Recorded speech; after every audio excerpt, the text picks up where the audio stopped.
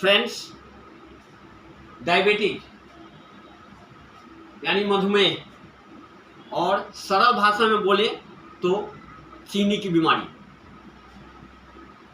एक ऐसा बीमारी जिससे एक बार अगर हम ग्रसित हो गए तो फिर हमें बहुत परेशान करता है और हमारा पीछा नहीं छोड़ता है कभी भी। हमारा ब्लड शुगर लेवल अगर फास्टिंग में 100 है तो नॉर्मल है। खाना खाने के 2 घंटे के बाद का ब्लड शुगर लेवल अगर 140 है तो नॉर्मल है। उसके ऊपर जैसे ही ब्लड शुगर लेवल जाता है तो खतरे की घंटी है। तो हमें अपने ब्लड शुगर लेवल को उसी लेवल तक रखना है, उससे ऊपर नहीं जाने देना है। डायबिटीज एक ऐसी बीमारी जो आपके किडनी के फंक्शन को प्रभावित कर सकता है, आपके किडनी को फेल तक कर सकता है और भी बहुत सारी बीमारियां इससे पैदा हो सकती है। डायबिटीज से आपके थाली से यानी आपके मेनू से मिठाई को हमेशा के लिए गायब करवा सकता है। आपको मिठाई खाने के लिए आप तरसते रह जाएंगे लेकिन मिठाई खाने को नहीं मिलेगा। तो आज हम डायबिटीज के ऊपर डिस्कस करेंगे। तो दोस्तों, आप सबको मेरा प्यार भरा नमस्कार।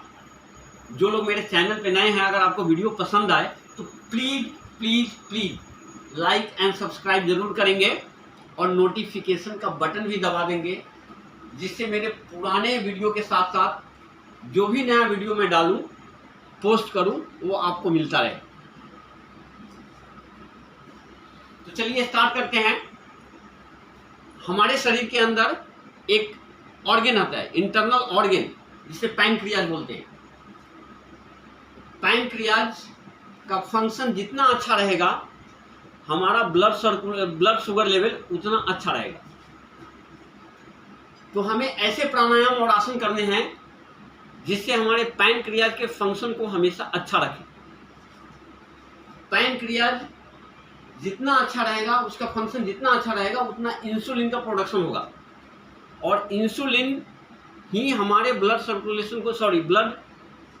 शुगर लेवल को कंट्रोल करके रखता है, इंसुलिन।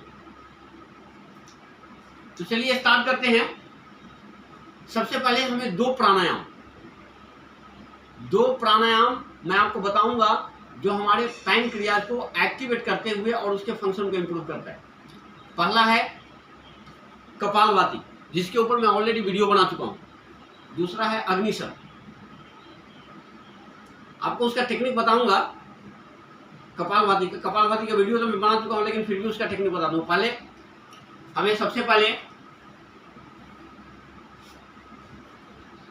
वज्रासन में बैठना है। वज्रासन में बैठ के अगर हम कपालभाति करते हैं तो हमें बहुत ज्यादा बेनिफिट मिलता है। अगर आप वज्रासन में यानी इसमें नहीं बैठ सकते हैं तो आप नॉर्मल क्रॉस लेग यानी सुखासन में भी बैठ के कर सकते हैं। जो पोजीशन आपको कंफर्टेबल लगे उसमें बैठ सकते हैं। इसमें बैठ के हमें कपालभाति करना है। पहले हमें सांस ले लेनी है और एक्सेलेशन, फोर्सफुली एक्सेलेशन स्टार्ट करना है। एक्सेल करते हुए हमें अपने स्टमक को अंदर की तरफ खींचना है।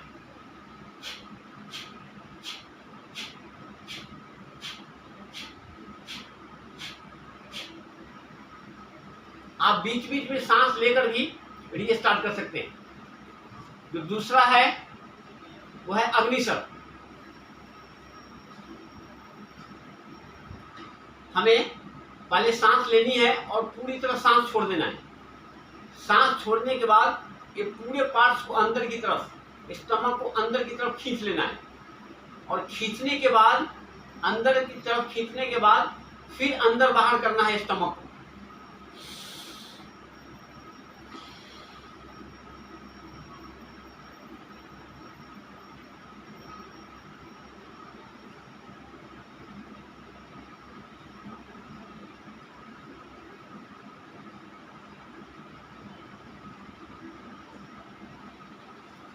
ये टेक्निक है।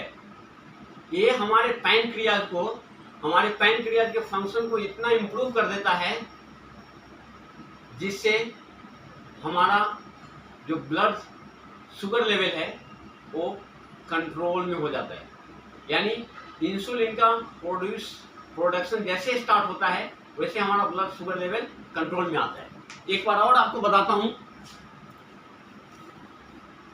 कपालभाति तो नॉर्मली बेसिकली जो है ये हमारे 5 बेसिक प्राणायाम में से एक प्राणायाम है, बेसिकली सबको मालूम है, लेकिन फिर भी आपको उसका एक टेक्निक बताता हूं जो लोग नहीं जानते होंगे। पहले हमें सांस लेनी है, बैठ कर भी कर सकते हैं, लेकिन आपको मैं खड़े खड़े बता रहा हूं।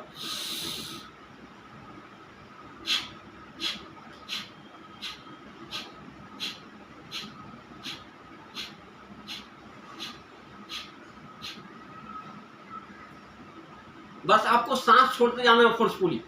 जो दूसरा है वो है पहले हमें सांस ले लेनी है और फिर उसको छोड़ देना है कंप्लीटली।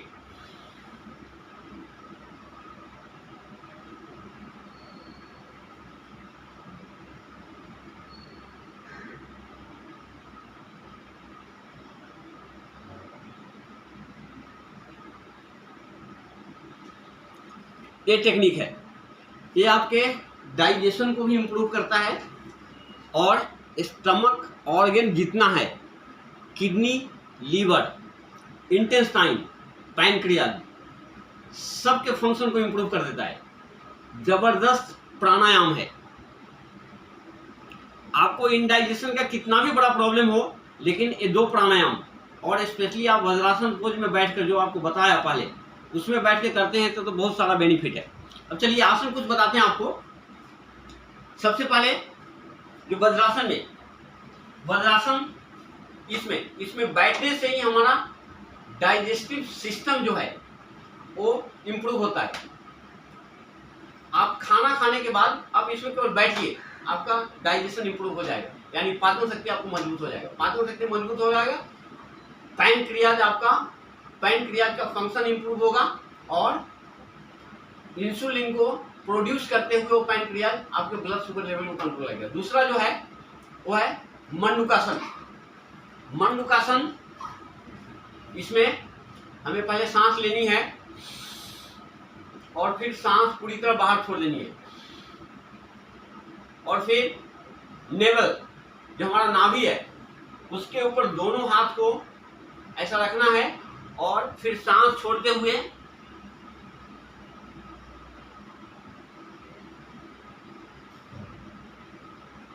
ये पोजीशन लेना है। आप जब तक इसमें होल्ड कर सकते हैं तब तक होल्ड करना है।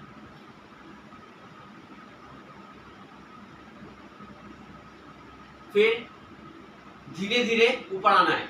ये आप अपने समय के हिसाब से कर सकते हैं। अगर आपके पास समय है तो 3 से 4 से 5 बार, जितना भी आपके पास समय है उतना कीजिए।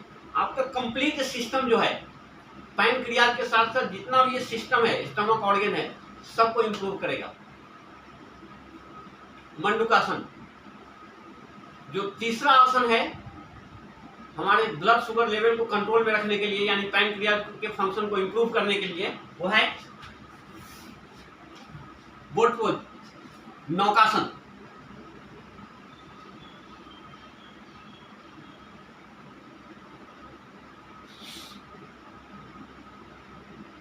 ये पोजीशन में आपको होल्ड रखना है, अपने कैपेसिटी के हिसाब से 7 काउंटिंग 10 काउंटिंग ऐसा होल्ड रखना है और फिर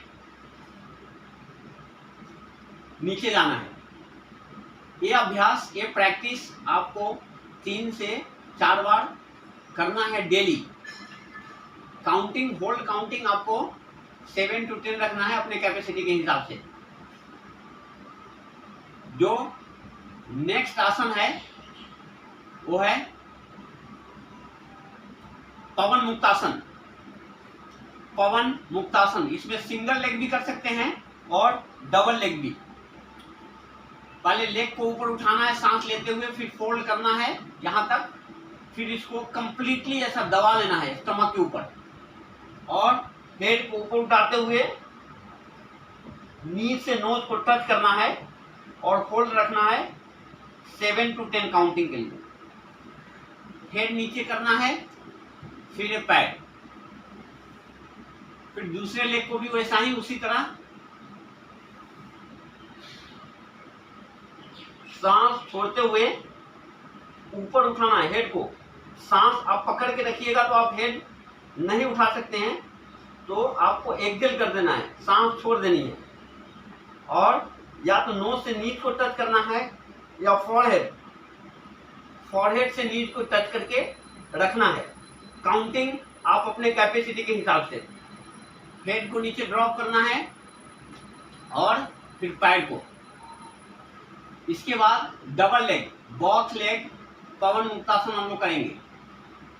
दोनों लेग को 10 डिग्री में उठाना है सांस लेते हुए, धीरे धीरे यहाँ पे लाना है, फिर दोनों हाथ से लॉक करना है और सांस छोड़ते हुए हेड को ऊपर उठाना है और इस पोजीशन में रखना है।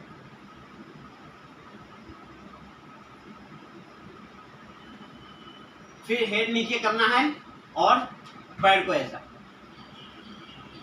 अगर आप हाई बीपी के पेशेंट हैं तो आपको ब्रेथ होल्ड नहीं करना है।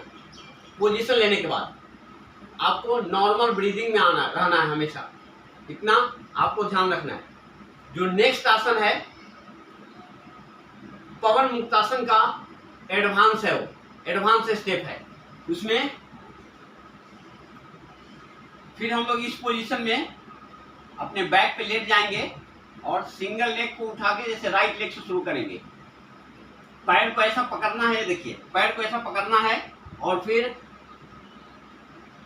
अपने फॉरहेड से टच कर लेना है, टोज को होल्ड रखना है, फिर हेड नीचे और पैर नीचे। दोनों लेग से करेंगे, कम से कम 5 होल्ड काउंटिंग तो आपको रखना है, 5 होल्ड काउंटिंग। फिर दोनों लेग को ऐसा उठाकर यहाँ पे लेकर आएंगे और हाथ को यहाँ पे लेकर जाना है। फिर टोज जो है आपका वो हेड से टच होना चाहिए। होल्ड काउंटिंग आप अपने हिसाब से।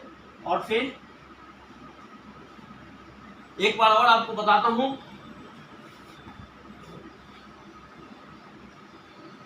देखिए दोनों लेग को उठा लिया, धीरे धीरे आएंगे नीचे, दोनों हाथ अंदर लेकर जाएंगे और फिर टच करके रखना है। ये आसन अगर आप डेली करते हैं ये 5 आसन और 2 प्राणायाम, इतना ही से आपका पैनक्रियाज का फंक्शन इतना इंप्रूव हो जाएगा। बट डेली करना है कि आपके ब्लड शुगर लेवल को कभी भी फास्टिंग में 100 के ऊपर और खाना खाने के 2 घंटे के बाद का जो शुगर लेवल है वो 140 के ऊपर नहीं जाने देगा। साथ में दोस्तों कुछ और टिप देता हूँ, खान पान पे तो आपको कंट्रोल करना ही है, स्वीट हमेशा के लिए हटा देना है। सुबह में 1 घंटा वॉकिंग बहुत ज़रूरी है और वर्कआउट बहुत ज़रूरी है। जंपिंग वर्कआउट जिसके ऊपर मैंने वीडियो ऑलरेडी पहले बना चुका हूँ, वो देखना है आपको। जंपिंग वर्कआउट हो या ये जो अभी बताया आपको आसन हो, प्राणायाम हो, 5 बेसिक प्राणायाम के ऊपर भी मैं ऑलरेडी वीडियो बना चुका हूँ। जो प्राणायाम अगर आप डेली करते हैं और स्पेशली ब्लड शुगर को कंट्रोल में करने के लिए जो आज आपको 2 प्राणायाम बताया हूँ, वो तो आपको डेफिनेटली करना है। तो दोस्तों मुझे उम्मीद है और आशा है कि आपको ये वीडियो जरूर पसंद आएगा। नेक्स्ट पार्ट जो मैं बनाऊंगा वो भी डायबिटीज के ऊपर ही बनाऊंगा। ये फर्स्ट पार्ट था, तो आप जरूर उस वीडियो को भी देखकर उसका फ़ायदा उठाइएगा और ये प्रैक्टिस आप जरूर कीजिए। अगर आप स्वस्थ भी है, हेल्दी भी है, डायबिटीज भी नहीं है, तो भी ये प्रैक्टिस जो आज आपको बताया हूँ, जो आसन आपको बताया हूँ, जो प्राणायाम बताया हूँ, वो आप करते रहिए, जिससे आपको डायबिटीज छू भी नहीं पाए। चलिए दोस्तों, फिर मिलते हैं जल्दी ही अगले वीडियो में। Till then bye bye, take care.